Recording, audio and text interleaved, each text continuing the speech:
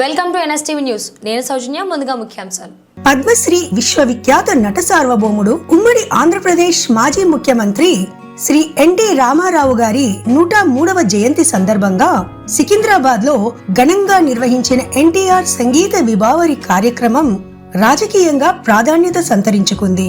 సీతాఫల్ మండి అంబేద్కర్ విగ్రహం సమీపంలో Telugu Desam party Secunderabad incharge Vallarapu Srinivas ఆధ్వర్యంలో ఈ కార్యక్రమం నిర్వహించారు.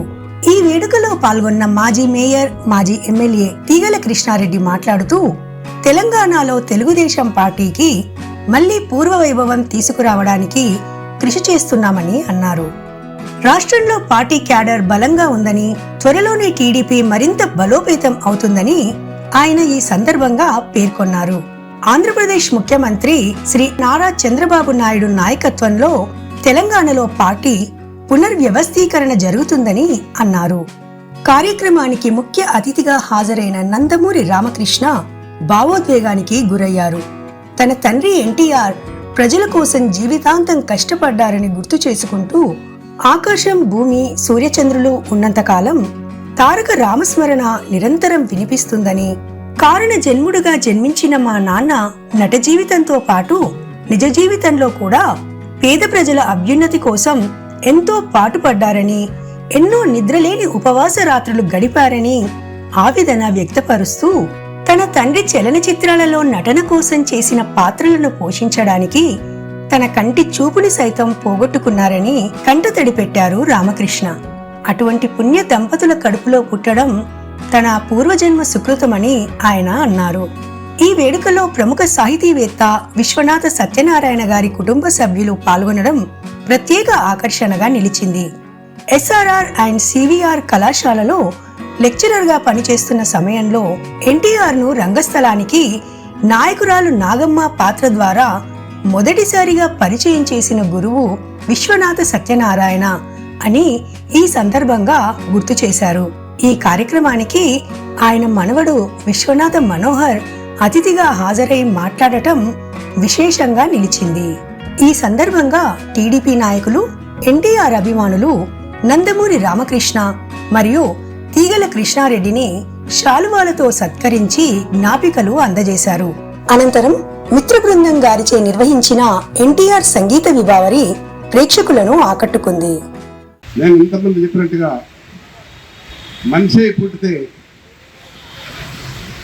ఎన్టీ రామారావు వాడేవాడు. ఎన్టీ రామారావు గారు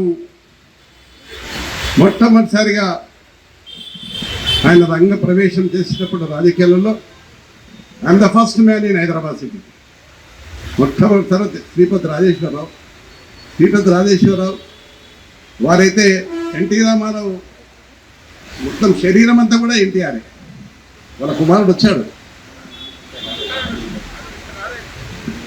ఆ విధంగా స్మరించుకుందాం, మంచి పనులు చేద్దాం, మళ్ళా పూర్వ వైభవం తీసుకురావడానికి శాయశక్తులని కృషి చేస్తానని మీకు మాటిస్తున్నాను. ఇవాళ this is the first time I elected 40 lakhs people in Hyderabad city as the mayor.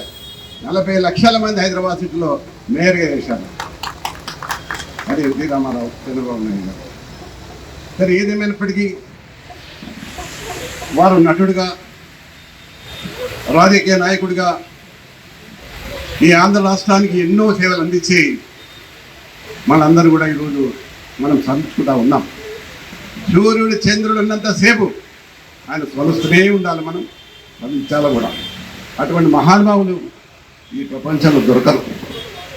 ఆనాడు ఎన్టీ రామారావు గారు ఆంధ్ర రాష్ట్ర ప్రజల అభిమానంగా, రెండో విషయానికి ఏంటంటే నేషనల్ ప్రెసిడెంట్గా అతను ప్రధానమంత్రి పదవి వస్తే కూడా నా ప్రజలను, నా తెలుగు ప్రజలను వదిలిపెట్టి పోరని చెప్పిన వ్యక్తి ఎన్టీ రామారావు గారు. అటువంటి మహానుభావుడికి మనం అందరం కూడా స్మరిద్దాం. అందరం కూడా వారి కుటుంబానికి అందరూ కూడా మనం అందరం కూడా ఉందాం. ఇంకొక విషయం రాజకీయంగా చెప్పాలి. నేను ఇక్కడ తెలంగాణలో రాష్ట్ర అధ్యక్షుడు వచ్చి మళ్ళీ ఒకసారి ఎన్టీ రామారావు ప్రపంచాన్ని చూపిద్దాం.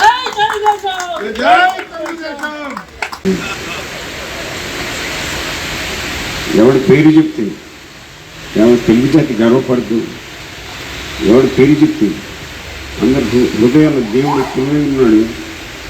ఎవడు పేరు చెప్తే రోమాలు నిక్కబొడుస్తాయి. ఎవడు పేరు చెప్తే అన్నా అనే పదం ఆడపడుచుల నుండి స్వరం వెనపడుతుంది.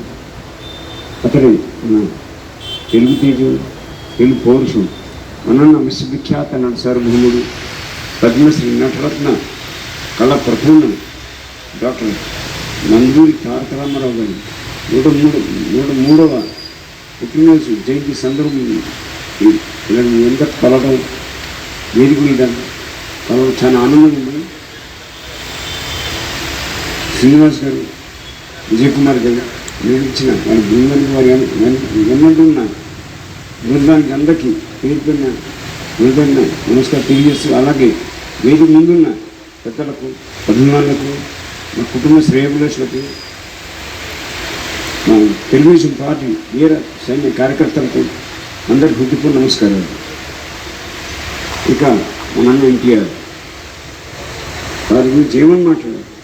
అన్నట్టు ఎంత మాట్లాడిన తక్కువ తెలియదు తీరదు. సరి లేదు నీకెవరు, సరి రారు నీకెవరు, జన హితంలో కానీ జన చైతన్యంలో కానీ సరి జోడు నీకెవరు. ఇలా వారి మీద ఎంత మాట్లాడినా తక్కువే. వారు ఒక నటుడుగా ఎన్నో చరిత్రాత్మక చిత్రాలు తీశాడు. ఒకటా నిండా సాంఘికం, జానపదం, పౌరాణికం, మరెన్నెన్నో. ప్రపంచంలో ఒక నటుడుగా ఎవ్వరు చేయలేని పాత్రలు, నిజ జీవిత పాత్రలు 50కి పైగా నిజ జీవిత పాత్ర పోషించిన ఏకైక నటుడు ఎన్టీఆర్. శ్రీరాముడు శ్రీకృష్ణుడు ఎలా ఉంటాడో మనకు తెలియదు, కానీ శ్రీరాముడు శ్రీకృష్ణుడు రూపురేఖలు కల్పించిన ఆయన రూపొందించే రసమైనది. ఇక నాయకుల పాత్రే కాకుండా ప్రతి నాయకుడి పాత్ర కూడా వేసి ఒకే ఫ్రేమ్ మీద, తెర మీద నేర్పించిన ఏకైక నటుడు ఎన్టీఆర్. గొప్ప విషయం ఏంటి, ఆయనలో ఎప్పుడు చెప్తూ ఉంటాడు, మనం ఎప్పుడు అంటాం దుర్యోధనుడు కానీ రావణాసుడు కానీ నెగిటివ్ క్యారెక్టర్ అచ్చు తప్పు. సమయ సందర్భాన్ని బట్టి మనిషి మాట్లాడి తప్పితే వారు నెగిటివ్ క్యారెక్టర్ కాదండి. ఏ మనిషి అయినా సందర్భాన్ని బట్టి మాట్లాడి తప్పితే, ఎందుకంటే ఆయన నిర్మించాడు. ఆయన చిన్న ఉదాహరణ చెప్తానండి. దానవీర సూరకర్ణ సినిమాలో దుర్యోధనుడు కృష్ణుడి దగ్గరికి వస్తాడు. కురుక్షేత్రం ముందు వారి పాత్రను కౌరవ సైడ్ ఉండాలని వస్తాడు దుర్యోధనుడు కృష్ణుడి దగ్గర. ఈ కృష్ణుడు చూస్తాడు, అమ్మ దుర్యోధన వస్తుంది ఇరికిస్తాడు అని చెప్పేసి ఒంటి కళ్ళతో పుడుకుంటాడు. అప్పుడు దుర్యోధన వచ్చి కాళ్ళ దగ్గర కూర్చోబోతుంది. అది తెలుసుకోమని ఆయన కాళ్ళ దగ్గర సరస్వతి దగ్గర కూర్చోవాలని సరస్వతి దగ్గర కూర్చుంటాడు.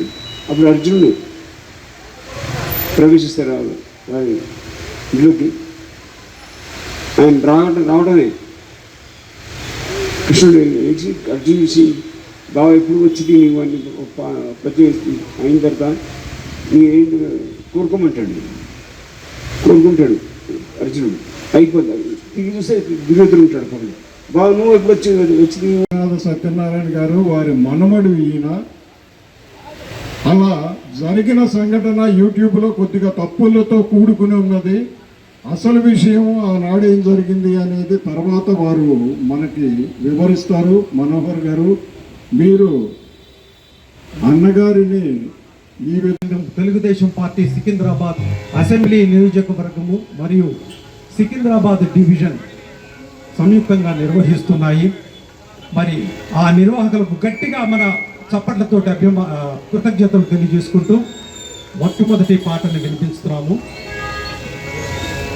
భూకైలాస సినిమాలో రావణాసురుడుగా అద్భుతంగా నటించినటువంటి సన్నివేశంలో నీలకందరా దేవా అనేటటువంటి పాట. ఈ పాటను విందాము. ఇది తొలి పాట.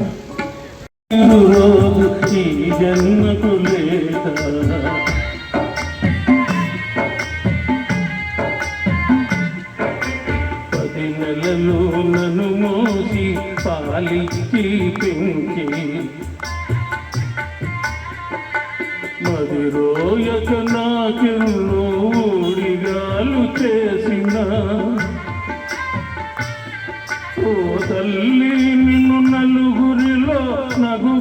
మాటు చేసి తలచకమ్మ తనయుని తప్పులు క్షమించవమ్మా అమ్మా అమ్మా ఇహపరాలు సాధించే హితమిచ్చిన తండ్రిని కనుగానని కామమున నిలువెడలా నడిపిది కనిపిస్తే కన్నీళ్లతో కాళ్ళు కడుగుతా నాన్నా నాన్నా నాన్నా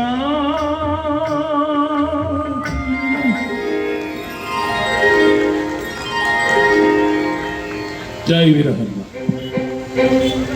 యాదానికి మరో రూపు నువ్వురా జననీ జన్మభూమిచ్చా స్వర్గాదీ